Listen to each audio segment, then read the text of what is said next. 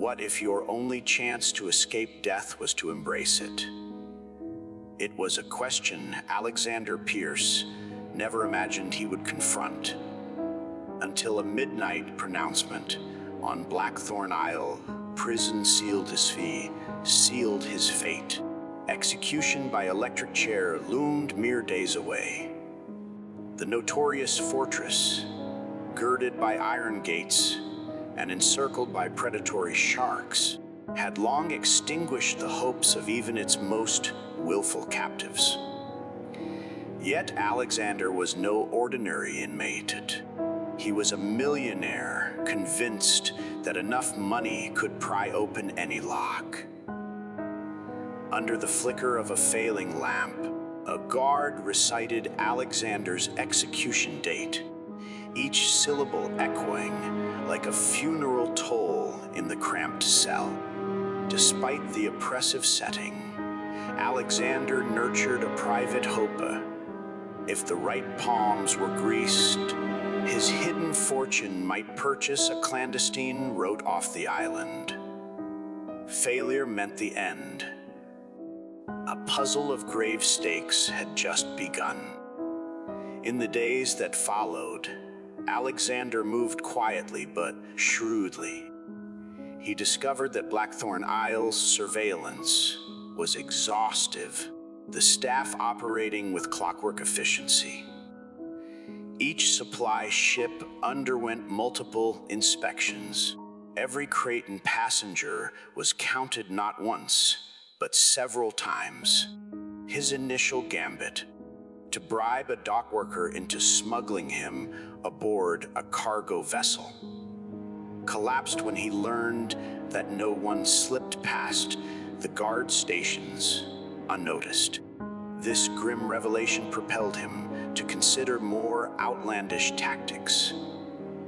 Late one evening, a gaunt, hollow-eyed guard named Donovan Cole dared to whisper a potential lifeline. No one leaves the island alive. The only thing they ever let off without question are the coffins. The words landed like a thunderclap in Alexander's mind. If death was the only guaranteed exit, then the living would have to feign being dead. Donovan, sensing Alexander's desperation, elaborated on a plan both macabre and astonishingly bold. Alexander would ensconce himself inside a coffin alongside a genuine corpse, be shipped discreetly to the mainland, and once security had dispersed, Donovan would exhume him. Disturbing though it was, this proposal glimmered with possibility for a man facing imminent execution. Alexander could hardly believe a notion so horrifying might be his best and only way out. A subtle tension gnawed at Alexander whenever he studied Donovan's frail form. The guard was racked by a hacking cough that rattled through his lungs, and dark circles ringed his eyes. Could this man truly be trusted to carry out such a delicate, dangerous operation? Donovan swore he could manage. I just need the money to escape this place for good. Enough to get myself treated, or to live decently for what time I have left. Despite his unease, Alexander found himself compelled by necessity. Every other route pointed straight to the electric chair. Thus formed the pact. Alexander would supply Donovan with enough wealth to vanish into a more hospitable life, and Donovan would provide Alexander with the coffin-based subterfuge, his single slender thread of salvation. Yet an unspoken fear lingered in Alexander's mind. What if Donovan's health fails him? What if he never makes it to the graveyard for the unearthing? In a moment of candor, he almost asked Donovan to recruit a second ally, but pride and the dread of expanding the circle of knowledge kept him silent. Fear constricted his thinking, steering him to cling to Donovan's plan without laying backup strategies. On a stormy evening, the prison alarms shrieked. A minor riot in the common area had left at least one inmate mortally wounded. Donovan seized the moment, pressing a scrawled note through the bars of Alexander's cell. Tomorrow morning, leftmost coffin in the morgue. That's your ride. Like an iron latch snapping shut, Alexander felt his resolve crystallize. He had to face this monstrous gambit. Even as the hours dragged on in a fitful, haunted vigil, his mind churned with fantasies of the morgue, the coffins, the acrid stench of antiseptic. Sleep arrived only in brief, unnerving bursts, each dream suffused with images of wooden boxes floating on black waters. At dawn, Alexander orchestrated a brief diversion, bribing the prison nurse to schedule a spurious examination. From there, he slipped into the frigid morgue unchallenged. The room was dimly lit. Two large wooden coffins stood side by side, both newly arrived. The odor of chemicals, mixed with a faint undercurrent of decay, clung to the sterile air. Peering into the leftmost box, Alexander spotted a body partially wrapped in soiled cloth. This was the moment embark on a journey of death to avoid actual execution. His pulse roared in his ears as he eased himself into the coffin's cramped interior, feeling the corpse's chill radiate against him. With trembling hands, he drew the lid closed, sealing himself in suffocating darkness. Minutes later, the coffin rattled and shifted, voices echoing in muffled tones around him. He imagined the morgue staff oblivious to the fact that one occupant was still breathing. Eventually, the coffin was transferred outside. Alexander felt the sudden shift to open air, then wheeled onto a supply boat. He exhaled a silent, quivering sigh. So far, so good. Shortly after the vessel departed, Alexander's worst fear nearly materialized. He caught faint snatches of conversation through the wooden walls. Thought I heard something.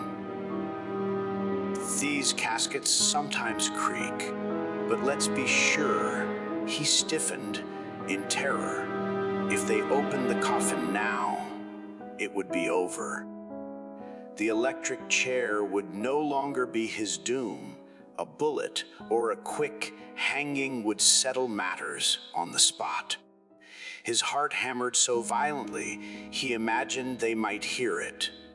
Yet, by some stroke of luck, or perhaps Donovan's intervention, no one pried the lid open. The footsteps receded, leaving the coffin undisturbed.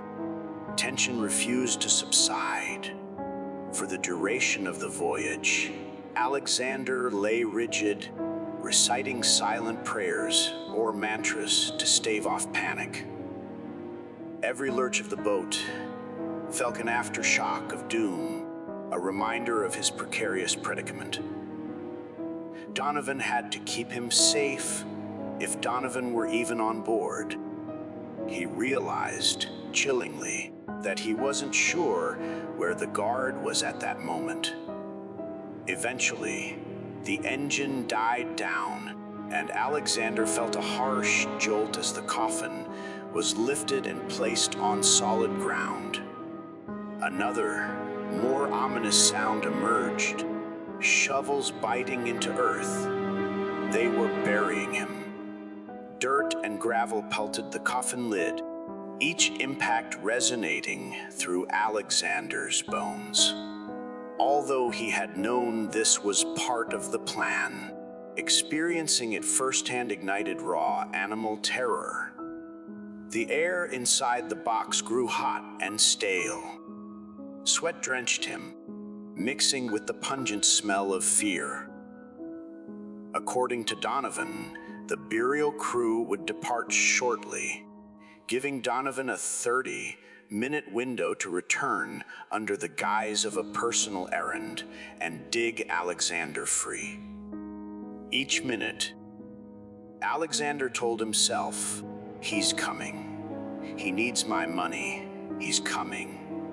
Time dragged like a cruel gauler.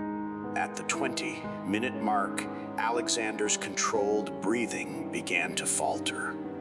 At 30, full-blown panic set in. Darkness pressed against Alexander with suffocating force.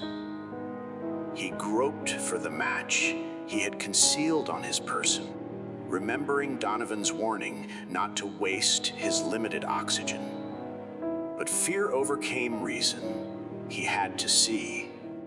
With trembling fingers, he struck the match. A timid glow revealed a scene out of a nightmare. The coffin's rough wood, the pale shroud draped across the corpse. He glanced at his watch.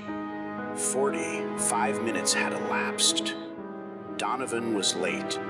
Dread coiled tightly around Alexander's heart. Perhaps the guard had been detained. Perhaps his cough had incapacitated him. Desperate to quell the surge of paranoia, Alexander angled the match toward the corpse's face, hoping to glean some reassurance that it was merely an unknown prisoner. If so, maybe Donovan was still alive somewhere. In that moment, the flame revealed Donovan's unmistakable features: waxen skin, sagging cheeks, lips parted in a final agonized breath. Alexander's mind reeled. His one confidant, the linchpin of his entire strategy, lay dead mere inches away. The single link in the chain that he had no alternative for. The match sputtered, extinguishing in a puff of scorched air, plunging him into an even deeper darkness. A jolt of pure horror coursed through Alexander as reality bore down upon him. If Donovan was gone, no one else knew of this plan. No one else was scheduled to unearth him. His feigned death was about to become tragically genuine.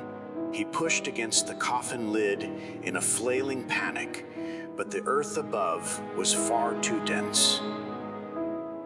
Dust rained in, choking his throat. Had his wealth truly failed him in this final gambit? Indeed, all the money in the world could not revive Donovan, nor conjure a rescue from thin air.